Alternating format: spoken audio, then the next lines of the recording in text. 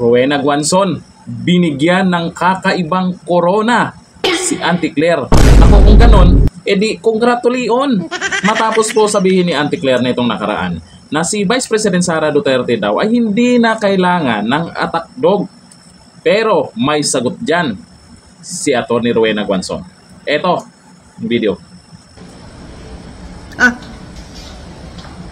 Tama nga naman si Auntie Claire.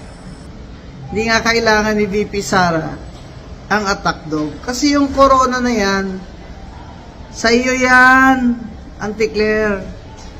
Attack dog. Yan ang tatak mo. Rinig mo yun, Auntie Claire?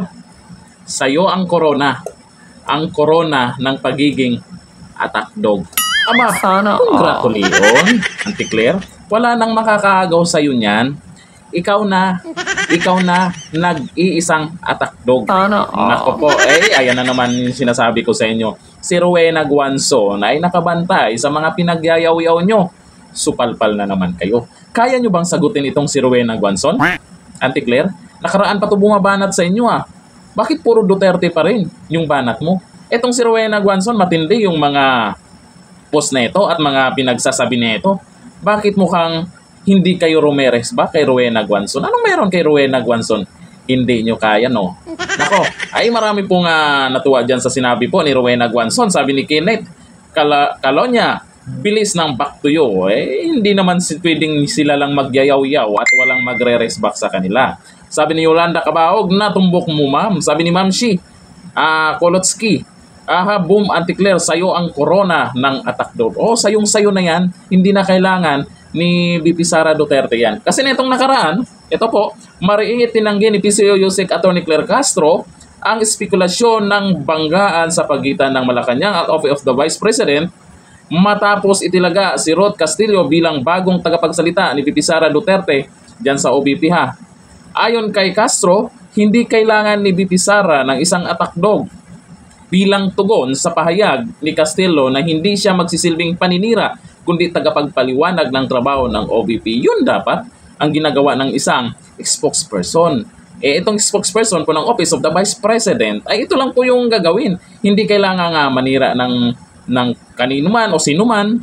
Ang gagawin lang kung ano yung ginagawa ng Office of the Vice President kasi di ko lang alam kung nababalita Kaya yung iba, may nagawa ba yung si VP Sara? Ay ito, para naman kung may mga katanungan kayo, kung may nagawa ba, may gagawin pa, o anong plano, anong good news. Definitely VP Sara does not need anymore an attack dog, sabi yan ni Castro. Nag-ugat ang issue matapos patutsadahan ni Castro ang madalas na biyahe sa abroad ni VP Sara sa linyang aksyon, hindi bakasyon. Bakasyon ba tawag doon? Yung pinuntahan si Tatay Digong sa Netherlands, yung pumunta sa ibang lugar para suportahan yung panawagan ng mga OFW, yung mga nagrarally doon, kung anong panawagan nila. Bakasyon ba tawag sa iyo yun, Auntie Claire? Tatanong lang Nilinaw rin ni Castro na wala silang inaasahang tungkulin mula sa Vice Presidente. Ang pagkiusap lang daw ng Malacanang ay huwag nitong batikusin ang administrasyon. Kayo yung nauna. Kayo po yung nauna. Sumasagot lang si VP Sara. Huwag niya pong ipangalandakan sa buong mundo na ang Pangulo ay walang direksyon. Giit ni Castro. Bakit? Meron ba? Auntie Claire, meron ba?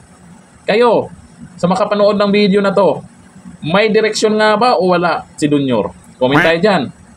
Sa tanong kung may battle of spokesperson na ba sa pagitan ng Palasyo at OVP, sagot ni Castro, it's all about facts, truth, transparency. Bakit kailangan may yung sa pinagagawa mo, ikaw lang yung mga banat ng banat. Ang bilis makasagot itong ni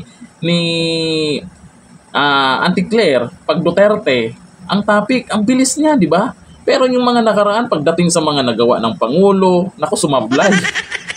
Cleared na cleared, Auntie Claire. Pagdating sa mga Duterte, ang bilis mo. Wala, hindi ka po papatulan ng spokesperson ng Office of the Vice President kasi kabilin-bilinan po ni Vice President Sara Duterte na hindi magiging attack dog po yan. At yan si Rowena Guanzon. Sagutin nyo kung kaya nyo. Po, abangan natin po yan si Rowena Guanzon. Hindi titigilan yung mga yan ni Rowena Guanzon, lalo na ito si Auntie Claire. Auntie Claire, sayo na ang corona. Ulitin ko, congratulations sa'yo. Hanggang dito na lang. Thank you. Bye-bye.